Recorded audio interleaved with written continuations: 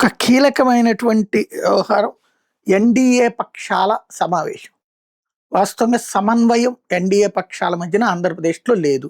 సమన్వయ కమిటీ అనేది ఎన్నికల ముందు ఏర్పాటు చేసింది. అదేదో మొక్కలో బుట్టి పబ్బలో పోయిందనేదో అంటారు సామెత. అట్లాగా తయారైపోయింది. అది వచ్చింది, పోయింది అంతే.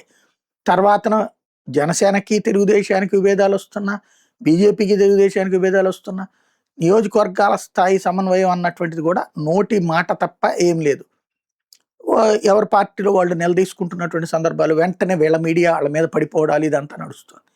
ఇప్పుడు ఎన్డీఏ మీటింగ్.